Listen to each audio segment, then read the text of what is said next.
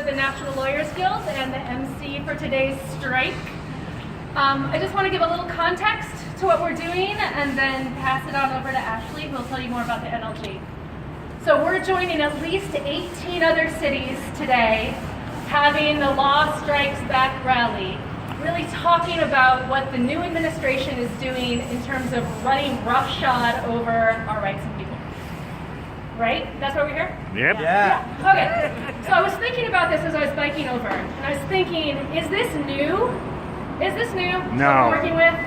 God, no. No. It's a new administration who's reviving all the worst that is America. Yeah. We're a country built on slavery, on white supremacy, on genocide, on land theft, on patriarchy. Those are the bones of our country. That's what we work with in the legal system. As lawyers, as legal workers, as paralegals, we help knit those bones together. And we also help break them apart. And I think that's why we're here, because the law can be used as a sword and as a shield. And right now it's being used by the hands of the federal government as a sword against the oppressed, and we get to use it as a shield to protect them. But we can also use it as a sword to break down the bones of this system that has oppressed so many of us for so long, for the whole history of this country. So we're going to get into all of those a little deeper, but first we can hear about the National Lawyers Guild, which I've been a member of since 2000. I first met them in the streets of Seattle. Louder? Okay, louder. Streets of Seattle in the WTO, I saw these green hats. They were bright green, and they were legal observers. I was like, who are these people? They are the coolest kids on the block. I want to be them. Right? Have you seen those green hats? Have you been those green hats? Raise your hand. If you've been a green hat, thank you.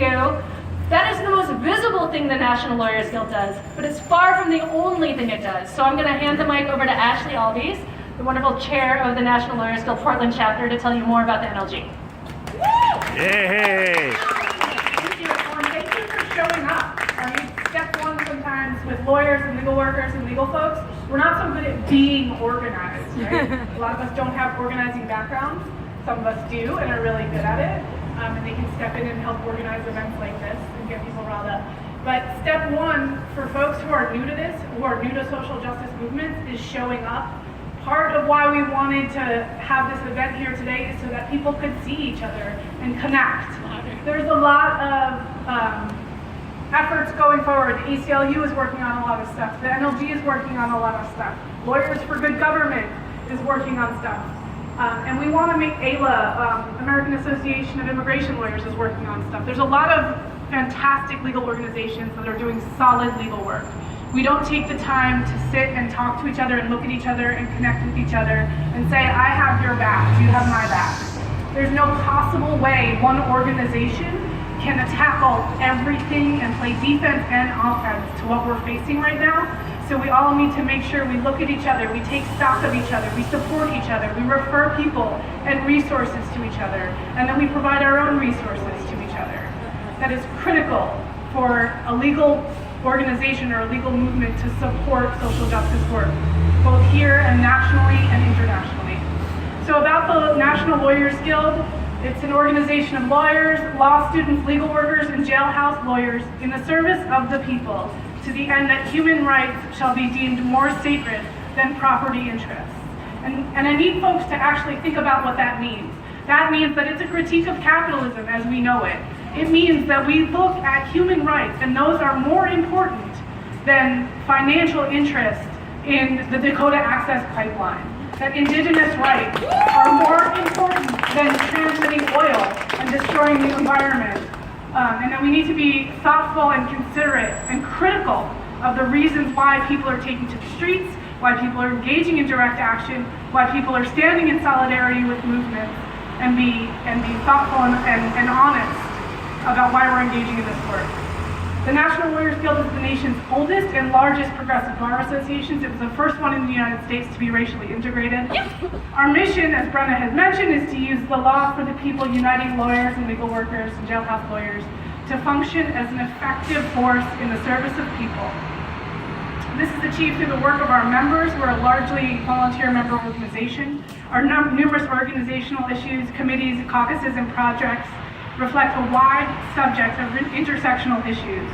We work nationally to hone our legal skills in order to create change at the national, local, and regional level. All the issues today, there's a symposium on animal rights up at Lewis and Clark. There's issues regarding environmental law and the impending destruction that the Trump administration is going to have and deregulation in the environmental context. We are seeing continuation of the death and incarceration of Black and brown people at the hands of police and the legal system. These are all things that are happening nationally and locally and things that we all need to be addressing. For people who are here today that are familiar with the legal system, who have experience in the legal system, that have the capacity and the privilege of being able to interact with the legal system in a way that is concrete and specific and to achieve goals, we need to talk to grassroots organizations. We need to, more importantly, listen to grassroots organizations about what their needs are. And then we need to think critically about how can we meet those needs. This isn't about a lawyer's movement. This is about supporting existing movements of people who are going to be most impacted by the Trump presidency. And those people are people that have already been impacted by the Obama administration. And granted, there's going to be executive orders impacting LGBTQ rights and restricting those and having a definite impact in areas where Obama made great headway. But we need to remember that the structures of the institutional oppression the government is able to inflict upon people pre-existed Trump. And folks need to engage with that and understand it so that we can really be effective in using that system to push back against what the Trump administration is going to bring on. I want to thank you again for being here. I want to encourage people to connect with people around you and next to you. If you don't know folks, reach out, say hello, introduce yourself. I want to introduce Violet, or give it back to Brenna. Just real quick, give it back to me for a second. Hold on. And Thank you. then you can introduce Violet. So on the connection, Jamie has a clipboard. Oh yeah, what good rally doesn't have a clipboard? If you are not already connected with the National Lawyers Guild and you would like to be, you want to circulate that through the crowd, please sign up. We really do need to be connected and be a stronger movement than ever in supporting all the other movements of action to take down the Trump administration and, you know, American imperialism as we do. I want to introduce Violet in just a moment. First, in terms of the self-education piece, we all hear about white supremacy and patriarchy and heteronormism and racism, and I want, for a lot of folks who are familiar with those terms and have engaged with the system with that understanding, we've just put up a bunch of resources on the NLG webpage, portlandnlg.org. There's a tab that has resources and links to video and information that people who feel really unfamiliar with those terms or uncomfortable thinking about those or processing those. There's a list of resources for folks to view videos, read the information, read critiques of the information that we put up, but come to your own conclusions and make your own way there. To that end, I want to introduce Violet, Nazari, who's going to talk to you about organizing lawyers and intersectionality. Hi, everyone. Yes, I just want you to pay attention. There's cars going by. They are signaling either a positive response or a negative response. They're looking to you to let them know why we're here. So I'm going to ask you a fundamental question. What do we want? Justice! When do we want it? Now! What do we want? Justice! When do we want it? Now! Why do we want it? Because there ain't none. Because there ain't none. My name is Banafshe Violet Nazari. You may know me as Violet. I am here in a capacity to speak with you about intersectionality. Why? Because when we don't include folks from all intersections, from the margins, from all aspects of our society, when we focus on privilege, all we're doing is upholding white supremacy. And we don't want that, right? Because what do we want? Justice! When do we want it? Now! Exactly. Okay, so Ashley was kind enough to give us an introduction into the reason why we've gathered here today. She has asked you to engage with materials to educate yourself. And what I'd like to do is specifically point you in a very specific direction. First, I'd like you to join me in breaking down white fragility. because white fragility is what stands between us and the conversations we need to have to move folks through their discomfort so we can get to the other side and get to solutions and get to unity. So, show of hands, how many of you will help me have a conversation and move folks beyond white fragility? Show of hands. I love it. I love it. Now, D'Angelo's article is up, right? White fragility article is up on the website. It will be. It will be. And I invite you to read it and share it broadly. I invite you to read and share on intersectionality, on the issue of identity, on what it means to come together at intersections rather than organizing and bringing ourselves around a single identity, because that will never work. That is what divides us. That is what the opposition uses to fracture us. So we need to get beyond single identity. We need to embrace intersectionality so that we can come together and make ourselves stronger, a stronger cloth, a stronger chain. I'd also like to ask you, and this is a personal ask, as a person of color, as a refugee, as an immigrant, as a lawyer from the fringe, I want to ask you to please care for one another. Because this is a battle, and many of us have been engaged in this battle for a long time, right? We are not new to this battlefield. We are warriors. We've been here for a long time.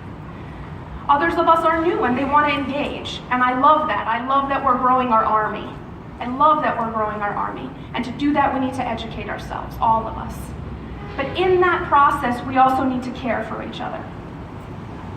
We do. We need to hold each other up. We need to create space for each other. So many of you are familiar with the organizations that have come together today, and I love that. You may not be familiar, or maybe you just tacitly know of Lawyers for Good Government, formally titled, my favorite title, Lawyers of the Left. And I am heartbroken that we are no longer called Lawyers of the Left, because I'm a dirty commie through and through, but what are you gonna do?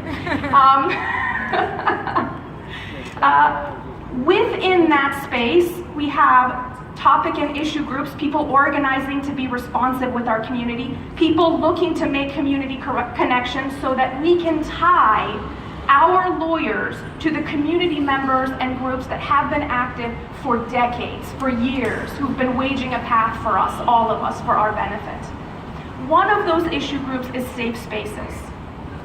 One of those issue groups is safe spaces. The idea that we need to care for each other, that we need to create space for each other.